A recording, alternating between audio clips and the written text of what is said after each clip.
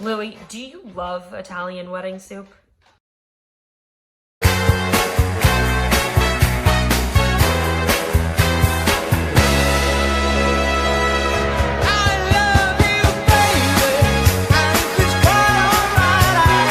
Hello, my name is Kayleigh and welcome to Kayleigh's Cooking Kitchen. That was the best name I could think of when I was 5 years old when I started Kayleigh's Cooking Kitchen, and we're still back today, and I'm 22 years old. Welcome, follow me. For today's episode, we are going to be making my great-grandma's famous Italian wedding soup. It's so simple, it's so quick, but I love the story even more. So we'll start by looking here. This is my brother's kindergarten cookbook, and there he is, the tallest kid in the class. So we're gonna open it up to the Italian wedding soup recipe, and Joey has done an amazing illustration here.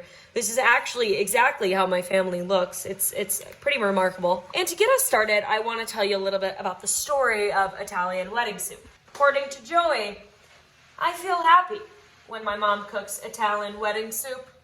I like it so much because I and my family eats it so much. And he's just not wrong. So, let's get into it.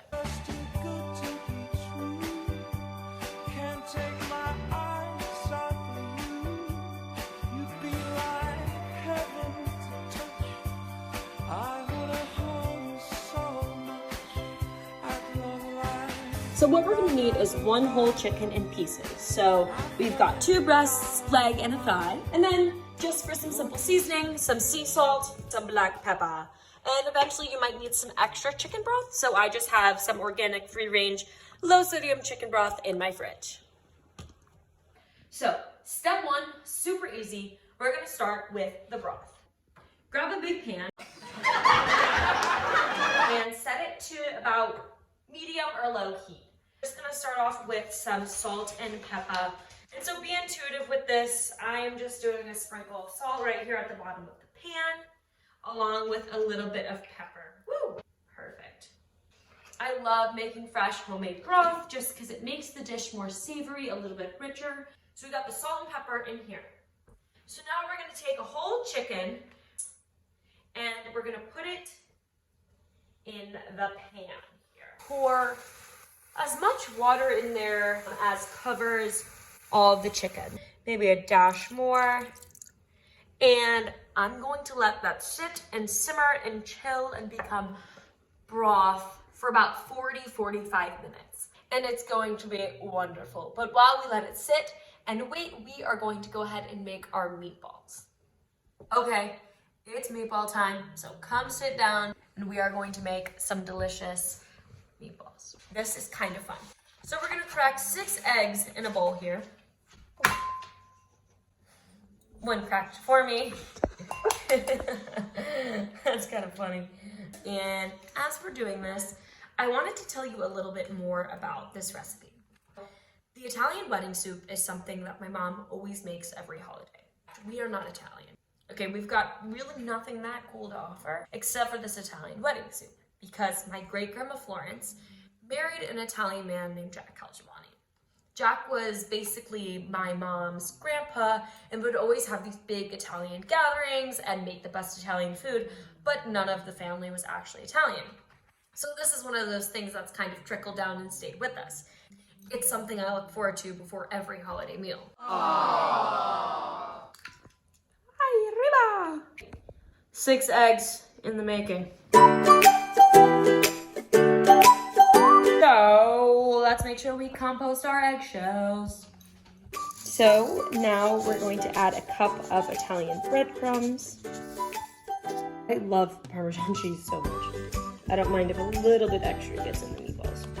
But we're doing a cup, okay? Perfect. There we go. That looks so fun.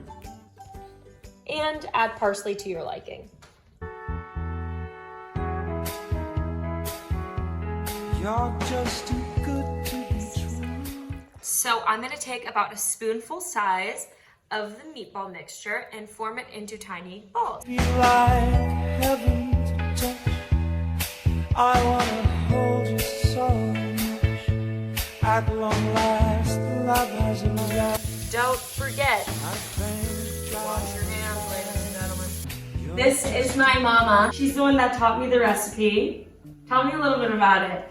It's a recipe that I grew up with for every special holiday, Thanksgiving, Christmas, birthdays. It was passed on down from my step-grandfather to my grandmother. And it was just a tradition that I carried on from my childhood to my own children's childhood. Alrighty, so say 40 minutes has passed. You're going to turn the stove off because our chicken is nice and cooked. Perfecto. I'm going to take some tongs and I'm just going to go ahead and take the chicken out and I'm going to reserve it for later, okay? So then what you're left with after we take our chicken out is a chicken broth base. It creates a lot of good natural chicken flavor, and then we'll just add the rest of our chicken broth stock from the fridge a little bit later. You already know who it is. Okay, look what I've got. I've got my meatballs, and we're going to gently put them into this chicken broth base. So I'm putting the simmer up a little bit more, and by adding the meatballs, it's gonna give the broth a lot more of a richer, more flavorful taste. So once they're all in here, you're just gonna wanna lightly simmer these in a covered pot. You can already see they're getting some color on them. But so they're all in, and I'm just gonna cover it in a lid, and we'll let it sit for 10 minutes. Okay, it's game time, and the meatballs look perfect. It was about 10 minutes. So I'm gonna take them off the burner here and I'm going to scoop them out and put them in a separate bowl to refrigerate. That smells so good. So once the meatballs cool to about room temperature, we can put them in the fridge, and same with the broth. So I'm gonna pour this gently, make sure nothing spills on you. Strain it through here into this bowl to make sure that the broth is nice and clear. Okay, so let this cool to room temp and then we'll stick them in the fridge. You're freaking kidding me. So, rumor has it that Italian wedding soup is not Italian wedding soup without escarole. You can change the meatball makeup, you can change the broth type, but you cannot change the escarole. What is escarole? Well, escarole is a bitter green. It's part of the chicory family, which means it's related to stuff like endive, radicchio, and other bitter greens. So escarole is great because it still maintains some of that bitter flavor without being too overpowering.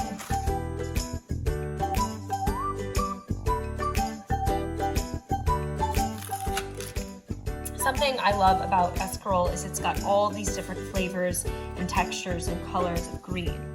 And I love the way that looks in soup. I love eating bright food, especially when it comes in the form of soup.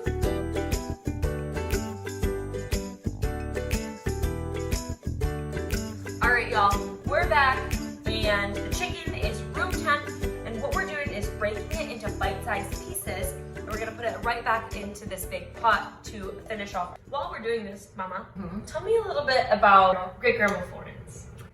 Oh, she has an interesting past. She was a generation actually before her time. She was a businesswoman in the 1940s, 50s, and 60s. And she ended up being a bank manager, which was not really common for a mother of two and a wife at that time. And always had some sort of tradition in her back pocket, some sort of story or way to celebrate holidays or special events that made our life special. And the Italian wedding soup was always there. Yes, definitely, definitely. And we as kids loved it. Definitely on Thanksgiving, we liked the soup more than the turkey. Speaking of turkeys. But we only loved the chicken part and the meatballs especially. We did not love the escarole, but as an adult, now that's my favorite part. So once you finish putting your chicken in bite-sized pieces, we are ready to move on to the next step. So after the broth has been refrigerating for a while, this can be anywhere from 6 to 48 hours, there's gonna be a layer of fat on top, okay? You want this broth in the Italian wedding soup to be clear. So what I'm doing is I'm just discarding all of this layer of fat and making sure the broth is nice, clear, and translucent. Okay, Now we're just assembling the soup. It is ready to go. We prepped all of our ingredients. Literally, it's just 3 bowls. This is easy, come on. First, pour in the broth. So remember, I kind of stripped it of most of the fat in it, but I left a little bit just to kind of enhance the flavors and make everything taste delicious. So I'm just pouring that in and spilling it while I'm doing it. It's the key to the kitchen. I'm gonna turn the stove on a bit, and then I'm going to gently put the meatballs in here. Meatballs are in. So now we have our escarole, and we are just going to place it in the broth. And so now it's just, you know how to do this. This is easy. Just let it sit, and once the escarole is wilted, the soup is ready to go. It's just mixed a little bit. I'm going to cover it with a lid again. You can just let it sit, keep an eye on it, but it should only take about 5 minutes. It is ready to enjoy. The escarole is this beautiful bright green color, and that's exactly what you're looking for to know that it's done. So all we have to do is serve it up and enjoy it.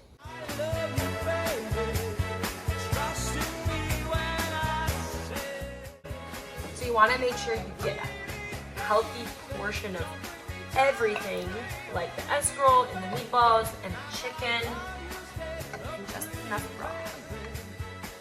The best part of the whole thing is a little bit of shredded parmesan right on top.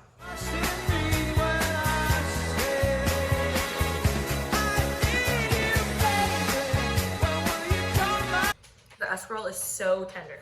It's perfect. Are you proud? And with that, we are finished. So thank you so much for joining us, and I hope you learned how to make the best Italian wedding soup. And although we aren't at a wedding, the soup allows people to come together, and it's brought my family together, so I hope it brings yours together as well. Enjoy. Cheers.